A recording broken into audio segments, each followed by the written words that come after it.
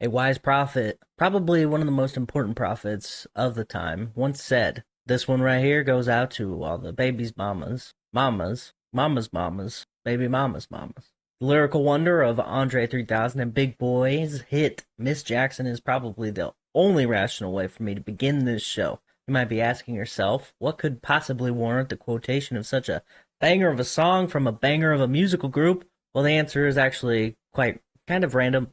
I wanted to take this episode and talk about the something that we all have noticed in our lives, something that we probably celebrate but don't really know why or where it comes from. Today we're talking about Mother's Day, and you can't talk about Mother's Day without also talking about Father's Day. The history of these two companion holidays and how celebrated the matriarchs of the family across our known history of various cultures and customs, why we celebrate, where these days come from, and the people who created and inspired both of them, all in another episode of The Remedial Scholar. That's ancient history. I feel I was denied critical, need to know information. Belongs in a museum, bro.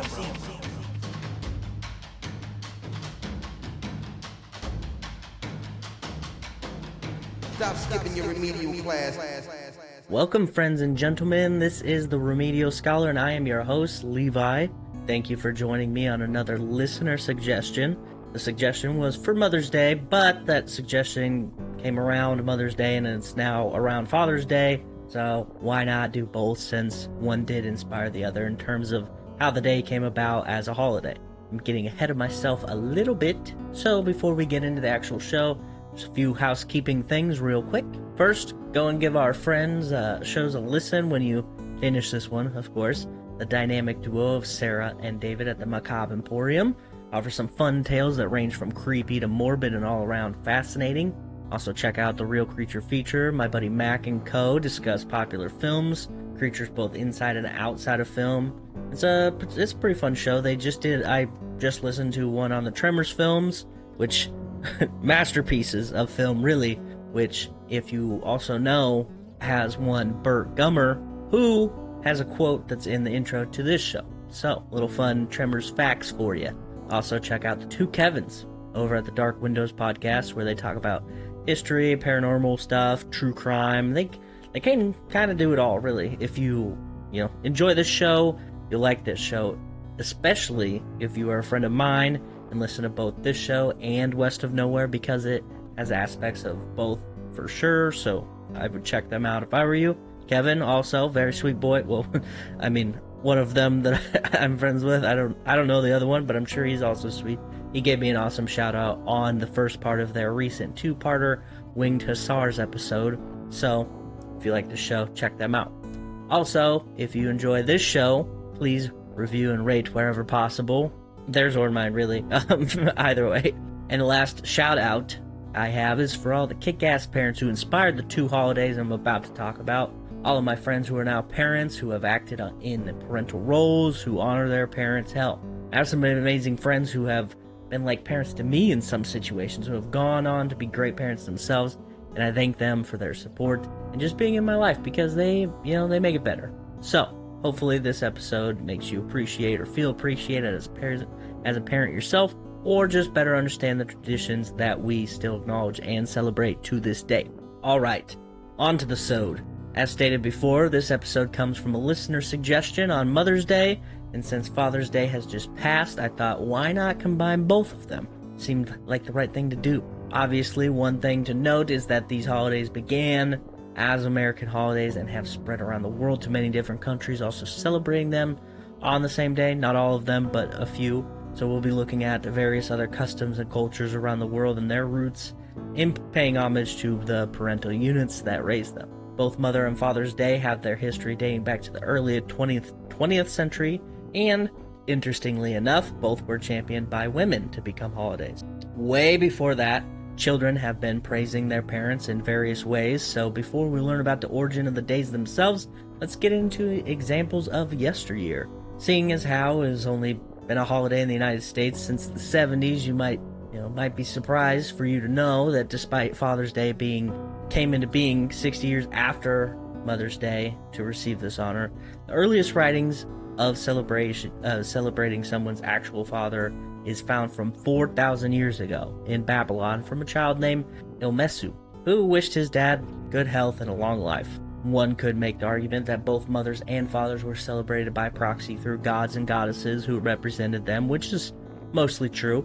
The ancient Greeks actually celebrated mothers through festivals dedicated to Rhea.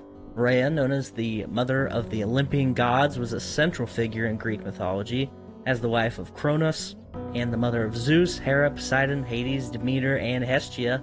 She's celebrated for her role as a nurturing and protective mother. Rhea was revered not just for her maternal qualities, but also for her vital part in preserving the Olympian lineage. A festival dedicated to her, known as the Rhea, was held during the spring, symbolizing renewal and life. Much like how we view motherhood today, this season of rebirth was particularly apt for honoring Rhea, and it aligned with her association with fertility and the cyclical nature of life. Interesting, the Rhea was a time when ancient Greeks would gather to offer their thanks and pay homage to her, but this celebration was more than just a religious observance. It was a communal event that brought people together in shared expression, gratitude, and reverence. They would bring offerings like fruits, flowers, and other gifts, similar to the way we present cards and gifts on Mother's Day today. These offerings were not only tokens of appreciation, but also symbolic gestures to invoke Rhea's blessings for bountiful harvest and the well-being of the community. The fruits and flowers represented the earth's abundance and the continuity of life, while other gifts might include crafted items or personal tokens of devotion. Offerings during the Rhea were meant to honor her nurturing spirit and ensure the continued fertility of the land, which was seen as a reflection of her maternal power. Festival highlighted the deep connection between human well-being and the divine protection believed to be granted by Rhea. Through these rituals, ancient Greeks acknowledged their dependence on the natural world and sought to maintain harmony with it, and recognizing Rhea as the divine embodiment of that harmony. So in essence, the Rhea was more than just a mere festival. It was an affirmation of the community's values and a profound recognition of the importance of motherhood and nurturing in both the human and divine realms. Parallels between this ancient celebration and our modern Mother's Day just kind of showcase human nature of these sentiments, showing that they, the desire to honor and celebrate those who give us life and nurture us is a kind of timeless aspect of our culture. As a festival held in the places within Asia Minor in Sibyl's honor did a pretty similar thing in terms of celebrating the goddess and mothers alike. Conversely, Chronia, the celebration for Kronos, the father of Zeus, and thus basically all of Greece, because Zeus got around. This celebration is the Father's Day equivalent, where Greeks would pay tribute to their gods and the fathers alike. Now, the ancient Greeks weren't the only ones. The Egyptians had similar theme with festivals dedicated to Isis, not the terrorist organization. Isis, to them, the divine mother. If you are unfamiliar with ancient Greek god roster, it is kind of about as murky and confusing as the Greeks is, but it's okay. Isis is the sister/wife to Osiris, not a sister wife. She's his sister and wife. And when Osiris was killed by Set, she used his dismantled corpse to impregnate herself, which resulted in the birth of Horus. So, typical ancient god stuff. There were actually two festivals for Isis, one which took place in the vernal equinox around late March. The other was a real big party which took place on around the end of October, lasted like 4 to 5 days. This party consisted of standard sacrificing, feasting, but also had essentially what were plays and depictions of the death of Osiris and Isis creating Horus, which had to be a pretty interesting production. There's also a scavenger hunt to retrieve the 14 pieces of the deceased Osiris. Sounds like fun. No word on any three-legged races or bobbing for apples. All kidding aside, this kind of seems like their version of honoring the two parental figure gods. You have Osiris and Isis, and then you have the child coming through. Like this is parenthood on display and being honored. And it would also be a way for actual parents to be honored of the Egyptian people, which seems this is kind of the part and parcel to what was going on. In the Middle Ages, this was no different. Medieval Europe had Christianity spread throughout most of it, and with that there was an innate celebration of the mother and father. Not quite literally, but the sentiment was there, at first anyway. Of course, there was this, there was a way for parents to be appreciated. On the fourth Sunday of Lent, known as Latter Sunday, people who had moved away from their homes to other towns or places would be allowed, kind of almost required, to return and celebrate with their families. This is interesting because I never really considered vacation tendencies of medieval peasants. Obviously they probably didn't have a lot of free time, except they kind of had like a lot of free time, right? No real ways to relax when literally all of your day is full of manual labor and not bathing. Anyway, during Lent, lots of mother-related activities going on. The practice of mothering, which was actually when they would take a pilgrimage to the, quote, mother church or their home church. And I think this was part of the reason why it became customary for common peasants to be allowed to return home for this time, just to be closer to their religion and whatnot. Makes sense to me. Another thing that makes sense to me is that similarly to ancient Greek and Egypt, holy figures would bring about celebration towards parents by proxy.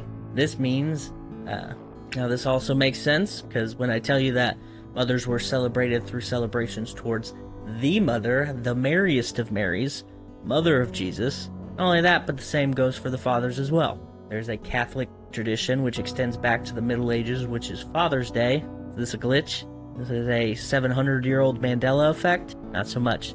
This Father's Day was aimed to celebrate St. Joseph, which still has a day of celebration on March 19th. And why shouldn't he get his own holiday? He's not just Jesus' stepdad, he's the dad that stepped up.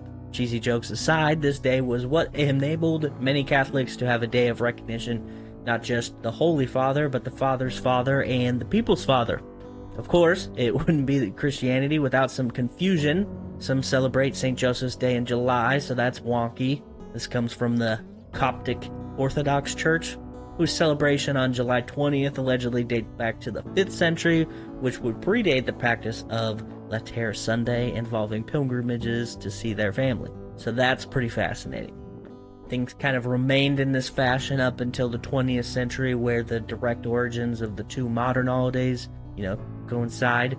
So now that we have some historical context out of the way, we can get to them. The first of which is actually Mother's Day, and it predates Father's Day in an official fashion by several decades, and we will talk about that when we get to Father's Day. Mother's Day begins with the story of Anne Maria Reeves Jarvis. Anne Maria was born in 1832 in Culpeper, Virginia, to Reverend Josiah and Nancy Reeves. I bet her being the child of a reverend shaped her empathy, because later in life she was very focused on work in her community and for her parish. After their family moved from Virginia to an area that would become West Virginia, Mountain Mama, Anne Maria had set up these Mother's Day work clubs, which is similar to Father's Day thing earlier, but instead of it being like, this is the Father's Day, not Father's Day, it was like day work clubs for mothers, not Mother's Day work clubs, if that makes sense. But it's pretty cool. These clubs were thought into existence due to the growing concerns of high infant mortality rates and the seemingly ever-increasing cases of tuberculosis, typhoid, things like that, particularly in women. The issue was close to her, as she had 13 children, but only 4 of them had survived into adulthood, which was the case for many families in those days, and even more so in rural America, which is obviously where she lived. These clubs were a community resource where many old tricks and tips that women who had survived long enough to share would pass them down and help out the next generation survive. As these clubs became more and more a mainstay, they offered further services like teaching child rearing to young or expecting mothers, or just mothering skills in general, along with things like cleanliness to help alleviate what she believed to be a major factor in infant mortality, which was the poor and dirty living conditions of Appalachia. This region would turn into West Virginia as soon as the Civil War broke out. The clubs even generated money to donate to families who had been affected by deaths from these diseases, and provide nurses to families with ailing mother figures, which is pretty cool. The Civil War actually plays a huge part in this story, actually both stories, and speaks to Maria's fortitude as a true caregiver. When the fighting began around her, she began to gear the teachings of the Mother's Day work clubs towards this. They would still kind of preach the cleanliness, obviously. You gotta be in a clean environment. Wound care, pretty important. She even opened her residence to wounded soldiers of both flags. She was seen as a neutral site and treated with respect because of the care she gave to soldiers and how she instructed those that followed her methods and those who assisted her to treat the men and not the uniform they would wear. So that's pretty cool. This, all on top of caring for her own children as well, pretty spectacular. She continued the work all the way through the war, helping both sides the whole time. After the war, the clubs returned to their pre-war messages and guidance, but, they were pretty well known by this point. Also, after the war, Anna Maria organized an event which was called Mother's Friendship Day, which she wanted mothers and people on both sides of the ended war to meet in a peaceful moment. She received threats, and many warned her not to go through with it because of the lingering hostility that some veterans might have, and they kind of feared that this would turn into a real red wedding type of situation. Still, Anna Maria insisted it be held, and with her army of mother volunteers, they held the people in check, which makes a lot of sense. A whole bunch of moms volunteering for an event. Southern moms, to be exact. Nobody's acting out there. No matter how old. Something got tense, and I'm sure they just shoot their mothering look over at them, whoever it was, and they just be like, "Yes, ma'am, I was wrong. I apologize." But there was no such issue, allegedly. The patrons of this event were dancing and singing together by the end of the night, which is awesome. And as before the event, Anna Maria stated, quote, "I just hope everyone has fun." That's such a mom thing to say. I can't help but think of her as a total soccer mom with the haircut. You know the one. Anna Maria gave lectures and preached on topics similar to the early iterations of the club. She taught about mothers in the Bible, and her daughter recalled hearing her speak in one such lecture in 1878, stating, quote, "I hope and pray that someone sometime will found a memorial Mother's Day. There are many days for men, but none for mothers." Anna Maria continued her teaching, hosting a Sunday school at a church her husband was a minister at and had helped build. They remained there until his death in 1902, after which Anne moved to Philadelphia with her son Claude. She stayed with him until her death on May 9th, 1905. Following her death, her daughter, Anna Marie, so mom, Anna Maria, daughter, Anna Marie. So, in case you wanted to get confused, you're welcome. Anna Marie championed her mother's incredible legacy. She focused solely on the mission of getting the country to have a day of recognition for mothers. Anna Marie Jarvis Jr., if you will, lived a pretty good life considering the time. She was able to attend college, and her mother insisted that she do so. She studied for 2 years at what would end up being Mary Baldwin University in Staunton, Virginia. Following her graduation, she returned home, aiding her mother in her teachings, as well as working as a teacher for the local public school system when the family lived in Grafton, West Virginia. She worked in Grafton as a teacher and with her mom for 8 years, after which she moved to Chattanooga, Tennessee to work as a bank teller. Hopefully it wasn't at the Women's Bank or the Ladies Deposit Company. No, Sarah Howe only operated in the Northeast, so Anna Marie was probably safe. But how funny would that have been? And if you're confused, listen to the last episode. She took the job at the suggestion of her uncle, James Reeves, who actually had helped Anna Maria in her efforts to teach women in her community about medical care, as he was a physician at the time. She only worked in Chattanooga for 1 year and moved to Philadelphia and became a advertising editor for Fidelity Mutual. Sounds like a pretty great job for back then. I was unable to find out if it is, but it sounds super fancy. I mean, advertising editor, this is pretty cool. Earlier I mentioned that after Anna Maria's husband died, she moved in with her son Claude in Philadelphia, which is true. But Anna Marie, name your daughter something different. Anna Maria, man, God, I did it again. Anna Marie was already living there, so she began to assist in taking care of her mother at this time as well. She stayed near and cared for her mother until her mother had passed in 1905. After that, she focused on her efforts on creating a day to pay homage for people like her mother and a day that she believed her mother wanted, which was true. She heard her. You heard her. She started what was effectively like a grassroots campaign to accomplish this. 2 years following her mother's passing, she began celebrating a Mother's Day at the church her father helped build in Grafton, West Virginia. The decision for it to be on a Sunday was not an accident, as the family was deeply religious, and she felt that this was the best way to get people behind it, to celebrate it on a day which the community was already together. She chose the second Sunday in May because it would always fall close to her mother's birthday on May 9th. Mothers who attended her Mother's Day celebration would receive white carnations because her mother loved those flowers, which is pretty sweet sentiment. This became a yearly celebration locally and would become a state holiday by 1910. Other states would begin to celebrate on their own, and 4 years later, only 7 years after she began the celebration, President Woodrow Wilson declared it a national holiday. He stated that the day honor, quote, that tender, gentle army, the mothers of America. Excellent, right? Job done. This was a great win for Anna Marie, and the holiday became very popular. Florists, candy makers, card companies all contributed to this new holiday becoming popular.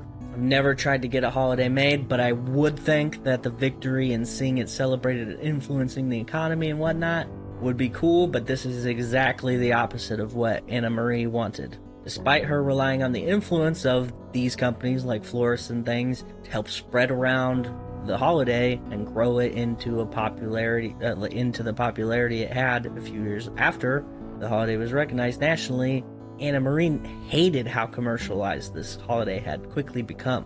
It makes sense though. Of course, this holiday was meant to celebrate mothers around the country, not to buy cards or sell candies. Is that really that big of a deal? I don't know. To this day, holidays are kind of bastardized from their original meanings. Is that just another part of the capitalist nation that we live in? I think part of the issue is the way in which the holiday came about.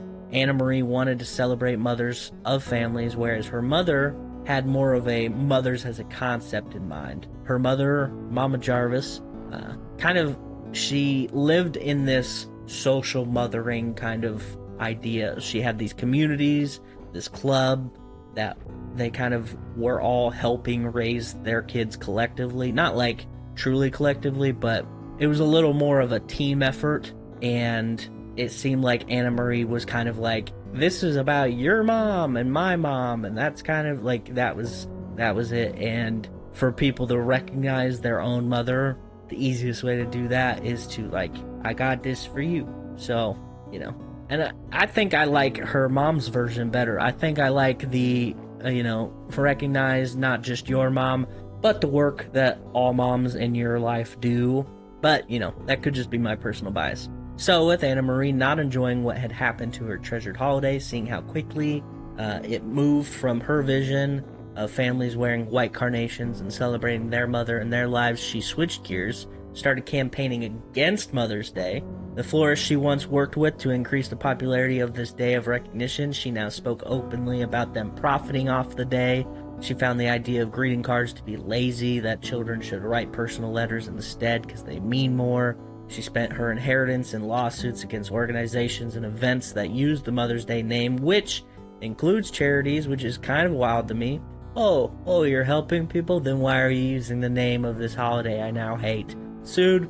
I guess it speaks to her altruistic mentality a little bit, like she herself never used the name to make any profit, but she did use the name to prevent people from making any profit, which is kind of weird. She did not believe that charities were being honest about the money they received, particularly the ones with little transparency, which also makes sense as a valid concern. She continued to campaign long into her later years. This type of thing did work on some, where companies began to change the spelling and pluralize the version of mothers to get around the copyrights that Anna Marie held. The family all held negative feelings about the holiday as well due to her efforts. I found a quote in a BBC article from one of Anna's cousins who stated that they all had negative feelings towards the holiday. She also stated that later in her years she kind of grew to appreciate it, and most of the family did as well. While the holiday is still, commercial in nature, they see the love that is shared towards mothers in general, and they appreciate that. Anna campaigned until her death in 1948, even being jailed for disturbing the peace earlier that year, which is kind of badass. She definitely got some social activism genes from her mother, that's for sure. Can't say I blame her. Like I said, this is just a symptom of a much larger part of our society. It is upsetting when a day like Memorial Day or, they're greeted with sales on everything. Of course, there are people who say that the people the day is meant to honor, died to defend the lifestyle that the people who get to buy things on that day. But it feels weird to me. Like, you enjoy that 65-inch TV, I'll be over here thinking about my dead friends. It's cool. Obviously, Mother's Day isn't as aggressive, but you can understand why Anna would feel some type of way about the legacy of her mother and the appreciation of mothers all around being cheapened. Happy Mother's Day. Thank you for all you do, not only for your family, but the community. Here's 10% off on hand towels. Maybe I'm just jaded. I would love to hear your thoughts. Feel free to comment on YouTube or in the Facebook group comment section. Share how you feel in regards to the commercialization of holidays that should have a more personal meaning. I would love to actually hear what you guys think. Now, it wasn't really a pure day from the beginning. Even the government used it as a recruiting tool in World War I with propaganda posters which said things like, quote, "Go fight and make the world safe for democracy, to keep your mother safe." Part of this commercialization and secular nature actually prevented other countries from adopting Mother's Day. In Europe, the aforementioned Mothering Day was the main way in which mothers were shown appreciation for a long time, but Mother's Day has spread to other countries itself, and while the holiday thrived due to its commercial aspects despite the wishes of the women who championed it, Father's Day almost faded as a holiday and was used as a tool to boost the economy. Before we get to that, we must meet the man who inspired the holiday, just as we met, Anne Maria before the holiday. William Jackson Smart was born in Arkansas in 1842, and at the age of 19 enlisted in the Army. Which Army? Well, he's a man from Arkansas. You're going to be shocked to know, but he's signed up and was he ran a wagon. He drove a wagon for the Confederacy, all right? You happy now? But here's the thing. He got captured by the Union, and then at a war camp had converted to the Union side, defected, I think is the actual term, and then was a part of the 1st Arkansas Battery and fought against guerrilla fighters across Missouri and Arkansas, or Arkansas, depending on your dialect. So he did end up serving for both sides, which is pretty interesting. But I'm also willing to bet that happened quite a bit back then. At the war's end, he had made the rank of sergeant. He survived the war. Pretty impressive feat. Following the war, young William fell in love. At 23, he married Elizabeth Harris and proceeded to have 5 children in eastern Arkansas. Already a pretty good candidate for the father behind Father's Day. Step 1, have kids. Knocked it out of the park. He began farming, coal farming to be specific, and for the next 10 years, the family of 6 was doing great. I say 6, and that math might not check out. Husband, wife, plus 5 kids, makes 7, Levi. Yeah, I know, alright.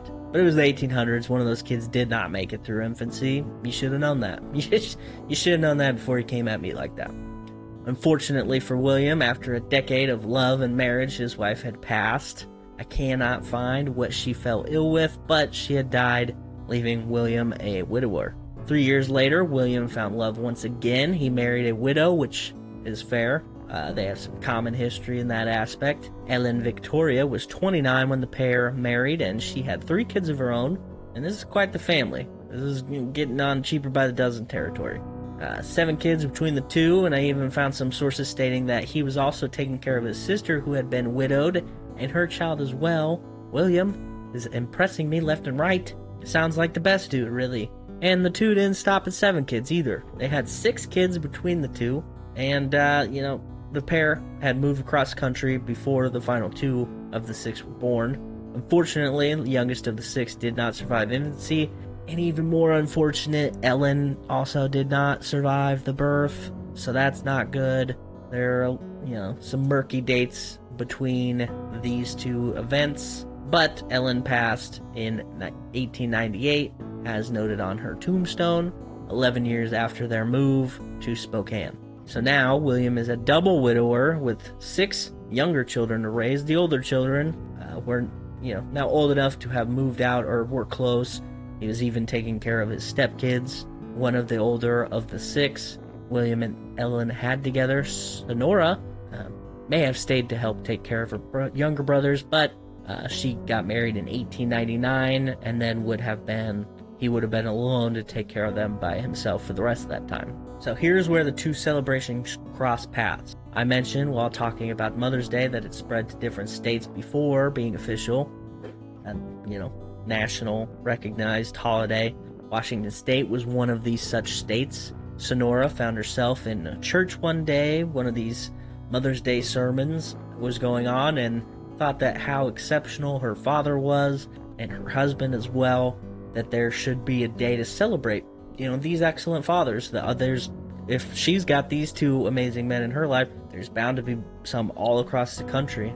So she began to discuss this with the minister at her local church, who helped her with a submittal for the mayor of Spokane to recognize the effort, who would then pass it on to the governor, and so on. It was not as grassroots as Mother's Day. It kind of was like, we're going directly to the leader guy, and this is what's going on. But, she still had to show that people wanted to do it. And the idea was eventually accepted, and especially after, Mother's Day became nationally recognized, Sonora petitioned all sorts of organizations aside from churches. She sought the help of local businesses as well as the YMCA. Does this mean the village people helped? Perhaps. No, definitely not. But soon she had to Soon she had inspired the first statewide Father's Day to be celebrated on June 19th, 1910. The parishioners received flowers, roses to be exact, white roses for dead fathers and red for living, to show their support and appreciation.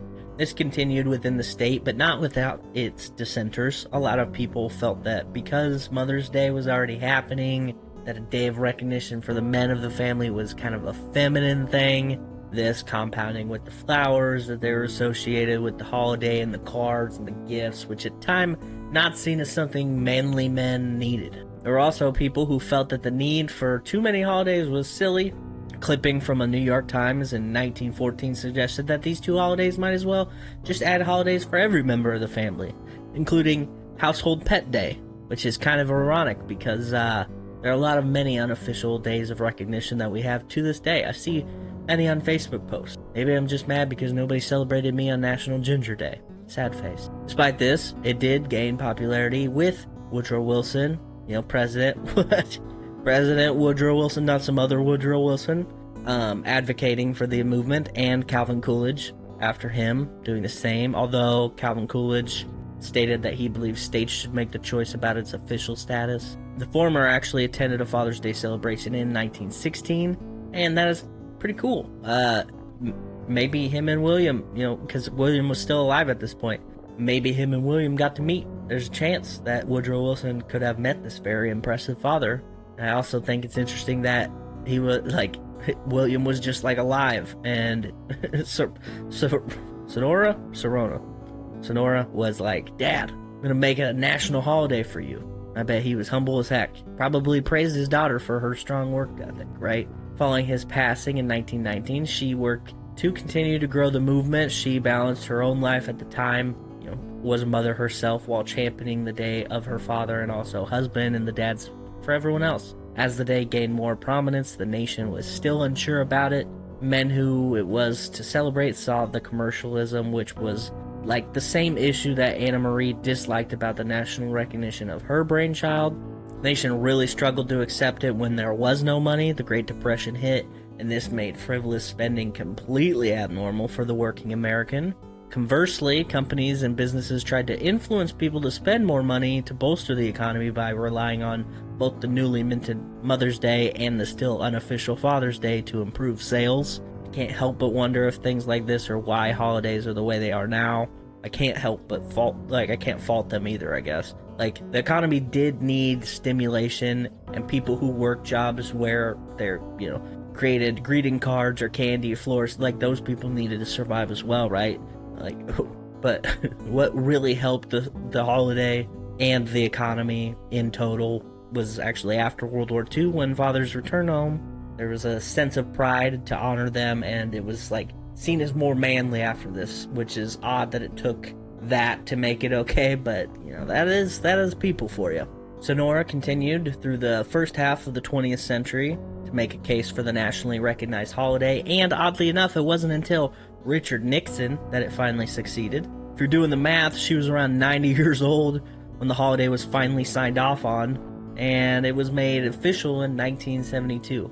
Richard Nixon even telegrammed her on her birthday to congratulate the success and praise her diligent effort to make this happen. It reads as follows: "As the father of two lovely daughters who have never forgotten Father's Day, I am grateful to you for beginning this great tradition in American life. On your 90th birthday, I hope that you may derive the greatest joy and satisfaction from the knowledge that families across the country have known such happiness because of the special day you inspired." That's like the one cool thing I've ever heard of Richard Nixon doing, so that's pretty fun. 6 years after the first nationally recognized Father's Day, Sonora passed away at the sprightly age of 96. It was awesome that she got to see her work pay off finally, and I think it was even more cool that she got to meet several presidents in her cause. She found a way to grow the appreciation of her otherworldly father into one that the entire nation and even other parts of the world celebrate. I think that I should also mention that both Sonora and Anna Marie were not the only ones to celebrate their respective days. The first celebration in honor of fathers was in 1908. Grace Golden Clayton had organized a celebration in Fairmont, West Virginia, only a half an hour drive from the first Mother's Day celebration that was held in Grafton. Coincidence? Probably not. This event was created to honor the fathers of the community who had been lost in a terrible mining disaster in December of 1907, where 361 miners had died and 250 of them were fathers. This makes total sense, and I respect it. This movement did not gain national attention, but it is important to acknowledge their effort and the loss of the men who died in this incident. This is also a good time to mention that the other efforts of trying to establish a Mother's Day. Julia Ward Howe wrote a Mother's Day proclamation in 1870, which predates the official one by a while, and in 1873 she had campaigned her own Mother's Peace Day. Another attempt was made by Juliet Calhoun Blakely, who started a Mother's Day in Michigan around the same time. And while there are women who petitioned for Father's Day, Mother's Day had a male equivalent in Frank Herring, who worked with Mary Towles Sassine. None of these efforts were as successful as Anna Jarvis, but they, laid a lot of the foundation for these celebrations to spread across the country. As I mentioned, it got super popular in states all around. Well, part of the reason is because of, different smaller setups like this where they could just piggyback off. To this day, these holidays are celebrated by many across the globe in different ways. International Father's Day traditions vary widely across countries. In Germany, Muttertag, also known as Vatertag or Herrentag, Germany gets some easier words, is celebrated on Ascension Day, about a month after Easter. Men dress in colorful outfits and haul wagons of alcohol into the woods. Sounds like a good time. In Costa Rica, Father's Day, celebrated on the third Sunday of June, features children creating handmade gifts and performing skits or dances while families gather for a large meal. France's La Fête des Pères, or La Fête des Pères, one of the two. Initially celebrated in March on St. Joseph's Day, now falls on the third Sunday of June. Became official in 1946 after a successful ad campaign by businessman Marcel Garcia, with children writing poems and giving handmade gifts and families enjoying special meals together. Sweden's Farsdag, okay, that's easier to pronounce, I suppose. Farsdag, celebrated on the second Sunday in November, involves giving fathers snacks, handmade gifts, ties with families, often going out for dinner and attending shows. Sounds familiar. In Japan, Chichi no Hi, or Chichi no Hai, one of the two, also celebrated on the third Sunday of June, honors fathers with traditional meals, seafood, and gifts such as cologne, flowers, or sake. Nice. Japan knows how to party. Mother's Day also has many variations across the globe. In Mexico, Dia de la Madre, tu madre, It's celebrated on May 10th, with a day off work for family gatherings. Pretty cool. The week leading up to the day features school festivals with dances, plays, songs for mothers. Families typically enjoy large meals with traditional dishes like mole, pozole, and enchiladas. Or, they might just dine out, often accompanied by serenades from mariachi bands. In Peru, Mother's Day, Feliz Dia Mama, involves family gatherings at homes or restaurants and visits to cemeteries, to honor deceased mothers with food, drinks, and flowers. Here's the thing. I don't think they're going to drink any of it, but that's just me. This tradition, although somber, is seen as joyful celebration. In the UK, Mother's Day, also known as Mothering Sunday, which we talked about, the fourth Sunday of Lent, with less religious emphasis than it has in the past. It includes an afternoon tea. An afternoon tea with mom. Flowers and homemade cards. Thailand's Mother's Day, celebrated on August 12th. Leave it to Thailand to be different. I like it. August 12th to coincide with Queen Sirikit's birthday, features public holidays, decorating buildings, fireworks in Bangkok, and children offering white jasmine flowers to their mothers. In France, La Fête des Mères, celebrated on the third Sunday of June, involves, small gifts like flowers, bouquets, like the Lily of the Valley, following its commercial inception in 1946. French children will write poems and give handmade gifts similar to like they do for dads, and then the whole family will enjoy meals together. In the United States, Mother's Day is typically listed as the third or fourth most popular holiday. In a survey I found from 2023, Mother's Day was tied with Veterans Day in popularity, which is kind of impressive to me. This is also compounded by the fact that Americans spend around $35 billion a year on this. That's a lot. Most popular gifts are flowers and cards, mainstays from the early years of the holiday. Despite this massive expenditure, I found a survey that stated that 78% of moms surveyed had never been disappointed by a gift from their children, which is very wholesome, and it speaks to maybe mom doesn't need that much for the day.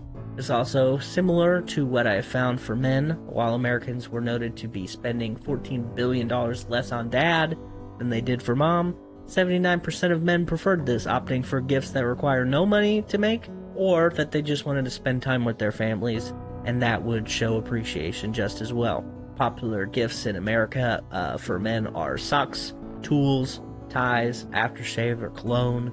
No matter how you celebrate, if you celebrate, I hope you found this to be interesting. I hope that this gives you a new appreciation for the holidays, and maybe this inspires you to show appreciation not only to mother and father in your life, but those who do a lot for others. It seems to me that both people who inspired these holidays were more altruistic and would be glad for a community of fathers and mothers being honored in addition to private appreciation. Let me know how you honor your parents, or if you don't have parents, some parents who deserve all the love. Maybe you show appreciation, some friends or uncles or something. I can think of many off the top of my head. There's a lot of great people that I have in my life, and many are great parents, but they're also good, just great people. Like, they're great parents. It's awesome to see my friends, people I grew up with, people I've seen do the silliest of things, become parents, and I don't know, there's something really wholesome and fulfilling about that. Like, I believed in these people, that they would be great adults and great role models and everything, and just seeing this happen, it's kind of fun. It's probably the closest a parent, I would guess a parent feels about their child growing up and becoming a man or whatever. I'm sure I am proud of my friends for being awesome people, but so thank you to all of those people. I don't want to mention them by name, because if I leave anybody out, I'm gonna get bullied, and I don't want to deal with that. But these people support me, let me hear the criticisms I need to hear to be a better person. So thank you. Share this with your friends, your parents, your friends who are parents, and tell them how much you appreciate them. And I think, look, going forward, trying to show appreciation for all of the parents, not just your parents. I think is probably the main takeaway that I'm gonna have for this show, or this episode anyway. So yeah, thank you for spending your time with me. If you could also remember to share the show wherever possible, check out the YouTube videos to see pictures related to the people or places discussed, and leave comments to share your thoughts during the show. You can also share comments in the Facebook group and follow the socials. And then, check out the shows I mentioned at the top of the episode. All links can be found in the description. Don't forget to rate and review, like and subscribe. And thank you for listening, and we will see you next time. Bye!